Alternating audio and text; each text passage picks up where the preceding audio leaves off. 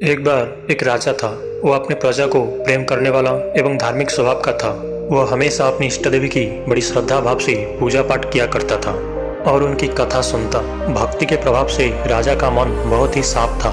राजा अपनी प्रजा को सुखी रखने के लिए अपने ओर से पूरा प्रयास करता था। एक दिन इष्ट देव ने प्रसन्न होकर उसे दर्शन दिए तथा कहे, राजन, हम आपकी भक्ति को देखकर बहुत ही प्रसन्न हुए। बताओ, तुम्हारी क्या इच्छा है? हम उसे अवश्य पूरा करेंगे। प्रजा को चाहने वाला राजा बोला, भगवान, मेरे पास आपका दिया हुआ सब कुछ है। आपकी कृपा से राज्य में सब प्रकार की खुशी और शांति भी है। राजा अपनी प्रजा से बड़ा ही प्रेम करता था। वो हमेशा उनके हित के बारे में सोचता रहता था। इसीलिए वो कुछ सोचकर बोला, फिर भी मेरी एक इच्छा है कि जैसे आपने मुझे दर्शन देकर धन्य किया, वैसे ही आप मेरी सारी प्रजा को भी दर्शन दीजिए। भगवान बोले, ये तो संभव नहीं है। भगवान ने राजा को समझाया, परंतु प्रजा को चाहने वाला राजा भगवान से जीत करने लगा। आखिर भगवान को अपने भक्त के सामने झुकना पड़ा और वो बोले, ठीक है, कल अपनी सारी प्रजा को उस पहाड़ी के पास लाना। मैं पहाड़ के ऊपर से दर्शन दूंगा। राजा अत्यंत प्रसन्न हुआ और भगवान को धन्यवाद दिया। अगले ही दिन सारे नगर में ढिंडोरा पिटवा दिया गया कि कल सभी पहाड़ के नीचे मेरे साथ पहुंचे, वहाँ भगवान आप सबको दर्शन देंगे। दूसरे दिन राजा अपनी समस्त प्रजा और अपनों जनों को साथ लेकर पहाड़ी की ओर चलने लगा। चलते चलते रास्ते में एक तांबे सिक्कों का एक पहाड़ दिखा। प्रजा में से कुछ उस तरफ भागने लगे। तभी ज्ञानी राजा ने सबको सतर्क किया कि कोई उस तरफ ध्यान ना दे, क्योंकि तुम सब भगवान से मिलने जा रहे हो। इस तांबे सिक्के के पीछे अपने भाग्य को लात मत मारो।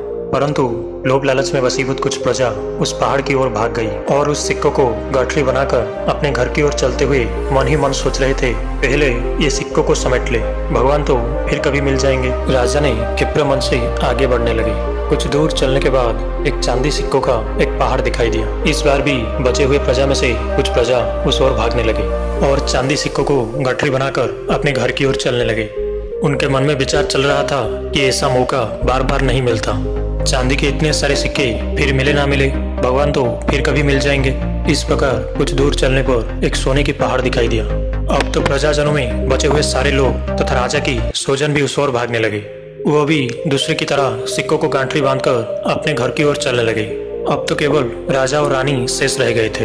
राजा रानी से कहने लगे, देखो कितने लोभी है ये लोग, भगवान से मिलने का महत्व ही नहीं जानते। भगवान के सामने सारी दुनिया की दौलत क्या चीज है। सही बात है।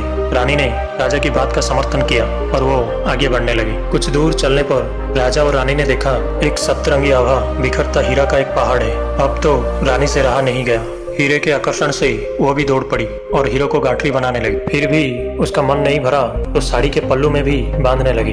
वजन के कारण रानी के वस्त्र देह से अलग हो गई, परंतु हीरे की लालच अभी भी नहीं मिटी। ये देखकर राजा को अत्यंत ग्लानि और विरक्ति हुई। बड़ी दुखद मन से राजा अकेला आगे बढ़ने लगे। वहाँ सचमुच भगवान उनका इंतजार कर रहे थे।